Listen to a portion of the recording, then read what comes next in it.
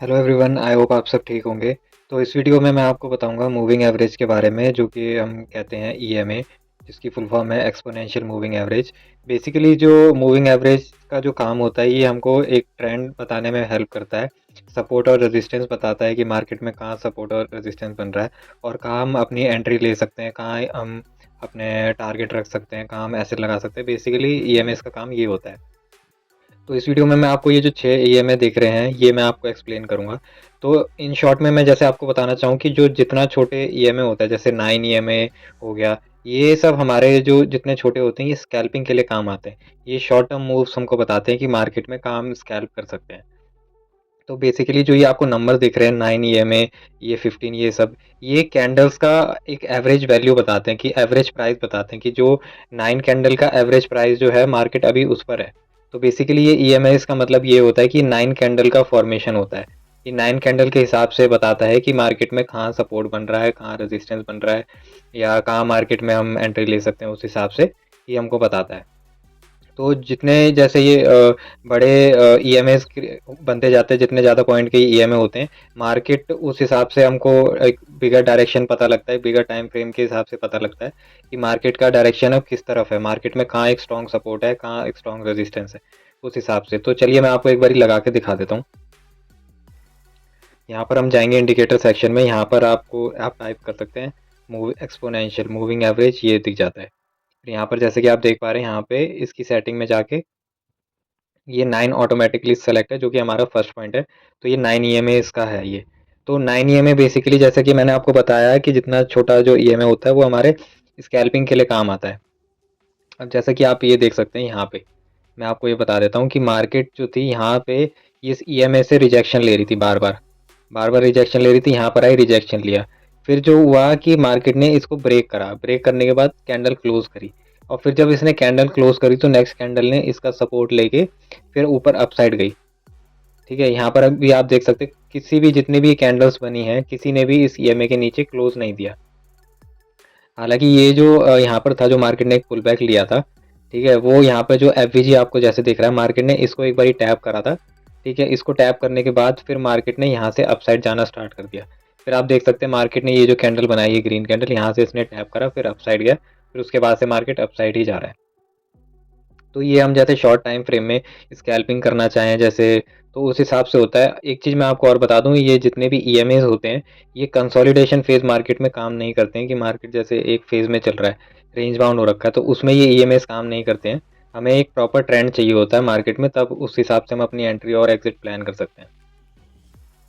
तो ये तो मैंने आपको बता दिया 9 ईएमए, जो कि ये 9 कैंडल के फॉर्मेशन के हिसाब से बताता है, प्रीवियस 9 कैंडल के फॉर्मेशन के हिसाब से बताता है कि मार्केट में कौन सा प्राइस अभी परफेक्ट है बाइंग के लिए।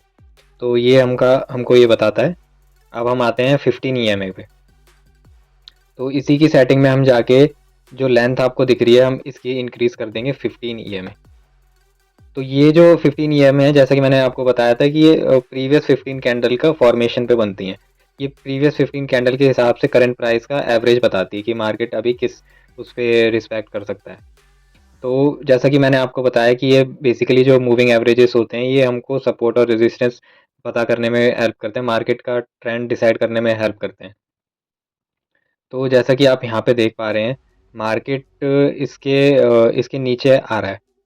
ठीक है, इसको रिस्पेक्ट करा, एक बारी टच किया, फिर इसके नीचे, फिर इससे काफ़ी दूर चल रहा है। फिर जैसे ही मार्केट इसके पास आया, फिर मार्केट ने एक हल्का सा अपसाइड को मूव दिया। फिर दोबारा, क्योंकि यहाँ पे स्ट्रॉन्ग स्ट्रॉन्ग बाइंग नहीं थी, तो मार्केट ने फिर दोबारा से नीचे इसको नीचे गिरा दिया। उसके बाद से आप देख लीजिए मार्केट मूविंग एवरेज के नीचे ही चल रहा है, 15 ईएमए के नीचे ही मार्केट मूव कर रहा है।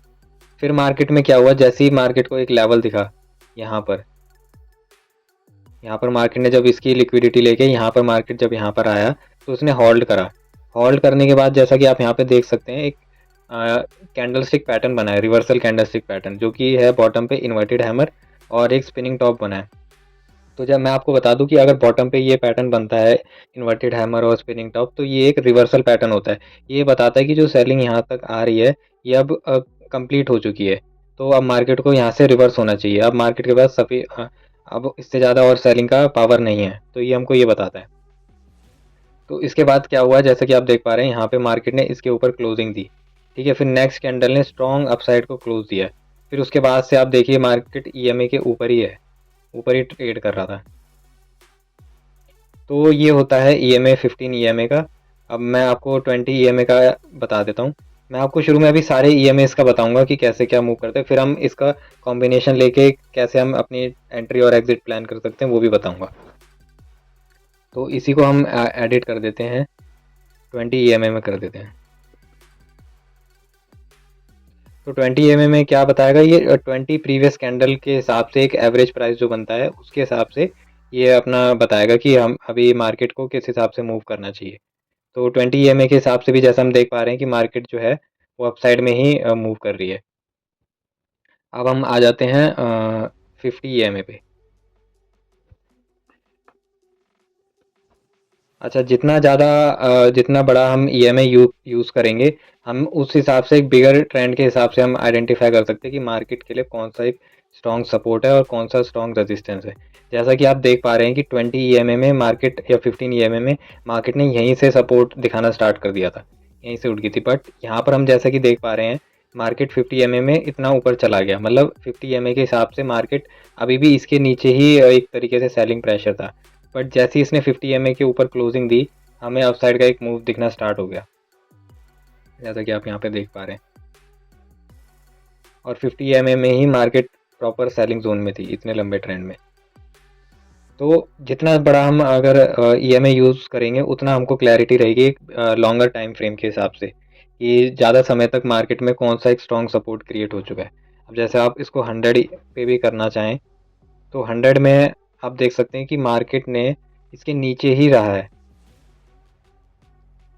मतलब 100 कैंडल्स के एवरेज प्राइस के हिसाब से मार्केट नीचे ही रहा है। जैसी मार्केट ने इसको टच करा और उसके ऊपर क्लोजिंग दी यहाँ पे, उसके बाद देखिए मार्केट में अपसाइड का ही मूवमेंट आया है यहाँ पे। तो ये बता रहा है कि मार्केट में ये जो है, ये जो चेंज हुआ है ना यहाँ पे, ये बहुत ही स्ट्रॉन्ग एक तरीके से पॉइंट है यहाँ पे। तो मार्केट अगर इस पॉइंट को ब्रेक कर देगा ना तो फिर मार्केट के लिए नीचे ही डायरेक्शन मूव करने के लिए है। ये एक तरीके से चेंज ऑफ करेक्टर हो जाएगा मार्केट में।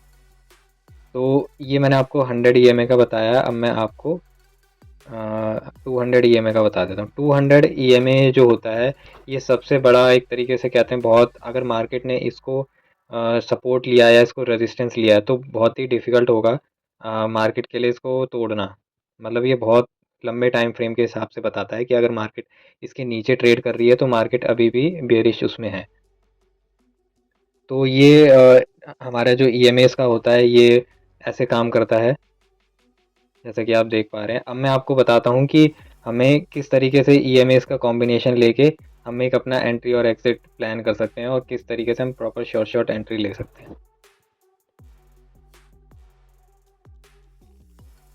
तो अभी हम इसको कर देते हैं 9 ईएमए पे कर देते हैं, क्योंकि हमें शुरू में स्कैल्पिंग के हिसाब से हम चलते हैं। हम एक और इंडिकेटर लगा लेते हैं दोबारा इस पे, मूविंग एवरेज।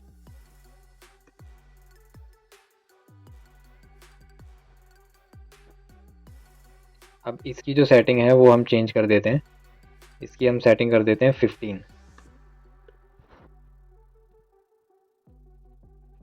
तो अगर हमको जैसे अपना ट्रेड प्लान करना है तो हमें डबल कंफर्मेशन होनी चाहिए। हमें जितना ज़्यादा फेवर में हमारा कंफर्मेशन रहेगी उस हिसाब से हमारा ट्रेड प्रॉफिटेबल रहेगा। तो जैसा कि हम यहाँ पे देख पा रहे हैं, मैं आपको ट्रेंड के हिसाब से दिखा देता हूँ। इसका हम थोड़ा कलर चेंज कर देते हैं, ब्लैक कर देते हैं। तो जो 15 ईएमए है वो ब्लैक कलर का है और 9 ईएमए ब्लू कलर का है। तो जहाँ जैसे कि आप यहाँ पे देख पा रहे हैं, मार्केट जब यहाँ पर आई, पहले मार्केट क्या चल रही थी, मार्केट एक रेंज में फंसी हुई थी। जैसा कि मैंने आपको बताया कि रेंज में ये ईएमएस काम नहीं करते। जैसे अगर मार्केट ट्रेंड में है तो मार्केट उस हिसाब से ये ईएमएस काम करते हैं। तो जैसा कि आप यहाँ पे देख पा रहे हैं, मार्केट ने यहाँ पे पहले ये जो था 15 ईएमए नीचे को था, अपसाइड को था, सॉरी अपसाइड को मार्केट था, तो मार्केट और ये 9 ईएमए नीचे था, तो मार्केट नीचे को आ रहा था। फिर जैसे ही इस ईएमए ने क्रॉस करा और फिर ये 9 ईएमए जो है ये अपसाइड को चलने लग रहा और 15 ईएमए नीचे हो गया, तो तब से मार्केट में ट्रेंड चेंज हो गया। तो जैसे ही इनका क्रॉसओवर होता है और ये अपना इन्वर्स हो जाते हैं अपने से, तो मार्केट में एक अपसाइड का मूव दिखता है। तो आप देखिए यहाँ पे कहीं भी इन्होंने इंटरचेंज नहीं करा कि जैसी मार्केट अपसाइड को जाना था तो ये जो 9 ईएमए है ये 15 ईएमए के ऊपर ही रहा है। तो अगर मार्केट में हमको ये पता करना है कि मार्केट में जो है ट्रेंड चेंज हो चुका है या बुलिश हो चुका है, तो हमें ये देखना होगा कि ये जो 9 ईएमए है ये इसमें इंटरचेंज करे और 9 ईएमए अपसाइड को मूव करना स्टार्ट कर दे।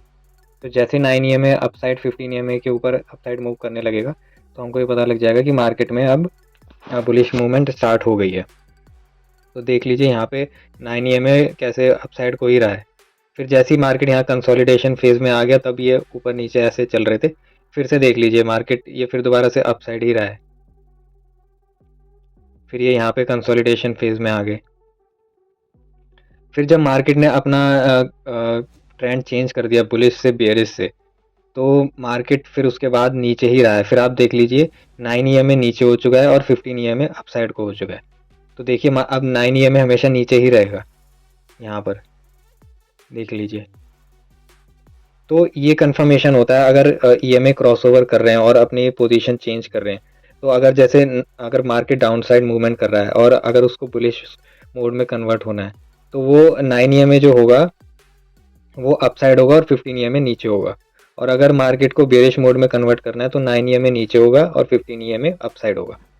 तो ये चीज़ होती है। तो ये मैंने आपको बताया, इसी तरीके से आप बाकी भी चेक कर सकते हैं। जैसे ये 9 और 15 ईएमए का कॉम्बिनेशन मैंने आपको बता दिया। अब आप इसको अगर बिगर टाइम फ्रेम के हिसाब से करना चाहते हैं तो आप इसको 20 और इसको 50, तो ये कुछ इस तरीके से आपको दिखेगा।